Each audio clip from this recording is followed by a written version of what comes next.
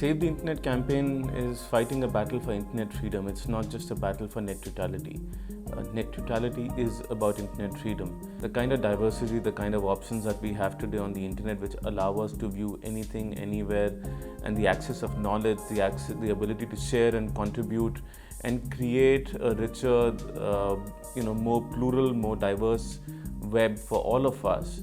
That Facebook with its internet.org will be creating a private bubble.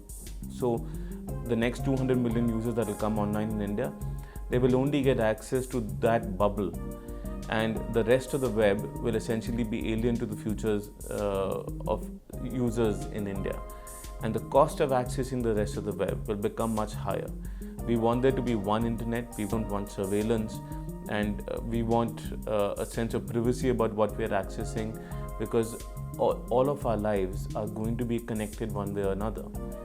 The right for us to choose what we access should be ours.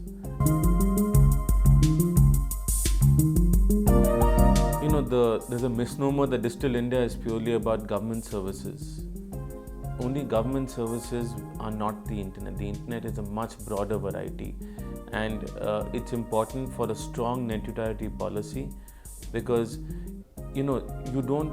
Naveen Patnaik, the Chief Minister of Orissa, in a letter to the TRAI chairman wrote this, that you don't have the right, just because someone is poor, to control what they can access. There's a misnomer that you're subsidizing internet access and you're giving them a few things. How do we know what people want? Only they know. So a clear-cut Digital India, a clear-cut policy for net neutrality will ensure that anyone, irrespective of whether they're rich or poor, get access to everything on the internet. And the internet isn't split according to what is free and what is paid. You don't want two classes of citizens, two classes of digital citizens.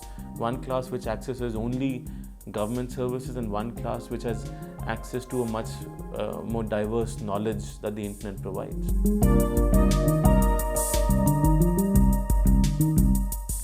Privacy is possibly the most important aspect of everything that we have.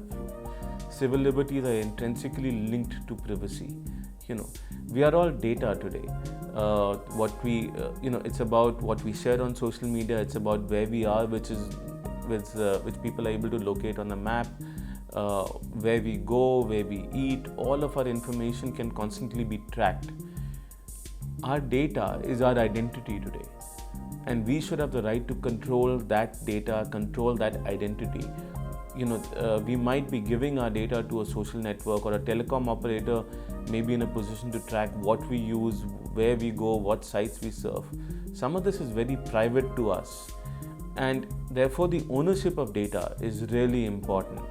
And this is where there's a challenge with Google, with Facebook, and more importantly with Aadhaar, because all that we're doing is going to get linked to all of this. In the absence of a privacy law in the country, we belong to whoever owns our data, and therefore it's important for the health of our democracy, for the future of our democracy, for civil liberties and for individual rights, that data be owned by us. And we should have the right to recall the data that someone else may have collected. We have the right to know what they're using it for. We should have the right to know, to prevent them using it for something. Our data is us. Someone can manipulate that data. They can change the digital data and show that you're at some place where you're not. And that can be used to implicate you. So whether you're a politician or you're a normal citizen, if the government has inordinate control over your digital data which they can manipulate, your liberty is in danger, your freedom is in danger. And so therefore, privacy is at the core of internet freedom today. The data that Facebook is taking, we are giving it to us, it's our choice. And therefore, it's our responsibility to ensure that we know what we're giving it for.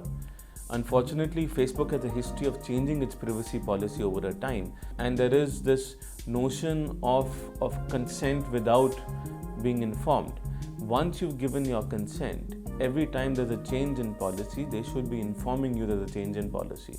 Unfortunately, you find that your data is being collected for things that you never knew. They're not protecting some of this data so people are able to access more data about who you are, who you're connected with, what you're doing. All your life is connected now around digital data. Your Facebook account connects you with your family. You're identified with them, with your friends. Every like you make, everywhere you go. Your mobile phone book gets pulled in by the Facebook app. They take your consent, but what are they using it for? So they might be using it to deliver better services, but we should know exactly what all they're going to use our data for. That's our right, because tomorrow the data can be misused and we'll never even know about it. We may have given our data to them, but we've not given our entire identity and the usage of our data.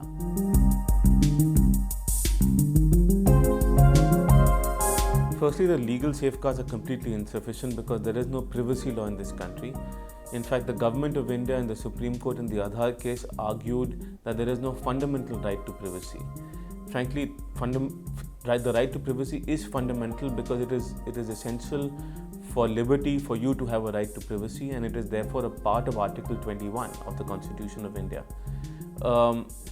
But also in terms of what our choices are, I think we need to be aware that our data is being shared, it's being collected, and we need to make sure that we don't connect multiple sources, multiple databases, multiple sites all together.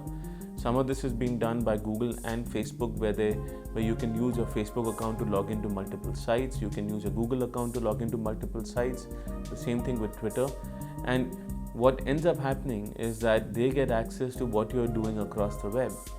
So we need to take control and not allow these silos to be combined. In the same way, I think that we need to oppose Aadhaar collecting and combining multiple databases in the country together, because your ration card, your LPG use, your credit card usage, your mobile phone usage, everything that you do, even how you vote in the Election Commission, so all of that data can be combined together, and the government will then own not just your identity and your data, but also all that you've been doing, they will have access to. So to prevent misuse of this, when they have the data, there is a potential for them to manipulate it, for them to use it without your consent. We have to ensure and ask for a privacy law and ensure that the government respects the right to privacy and treats it as a fundamental right.